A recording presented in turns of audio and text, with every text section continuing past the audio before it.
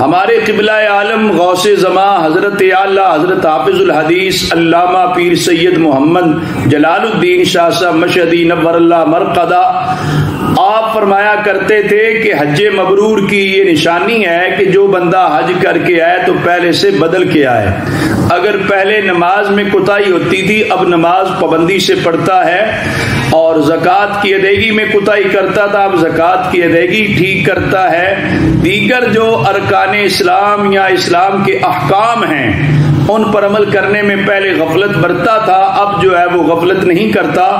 پابندی کے ساتھ احکام شرع کو جو ہے عمل میں لاتا ہے. تو آپ فرماتے تھے اگر پہلے سے بدل کے آئے اور حالت بدل جائے تو سمجھے اس کا حج اللہ تعالیٰ نے قبول کر لیا ہے. تو حج مبرور بہت بڑی سعادت مندی ہے، لیکن افسوس کے ساتھ کہا جاتا ہے کہ آج جو ہے لوگ حج کر کے آئے تو نام کے ساتھ حاجی کا ٹائٹل لگنے سے معاشرے میں لوگوں کے لیے دھوکے کا سبب بنتے ہیں، کہلاتے حاجی ہیں اور کام جو ہیں وہ اس انداز میں نہیں ہوتے جو لوگ اعتماد کر رہے ہوتے ہیں کہ یہ حاجی ہے تو لہذا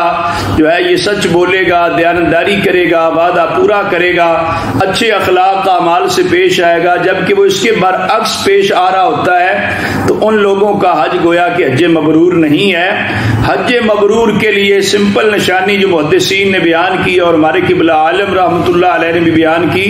وہ یہی ہے کہ آدمی کے اندر چینج آ جائے، تبدیلی آ جائے، مثبت انقلاب لے کر آئے.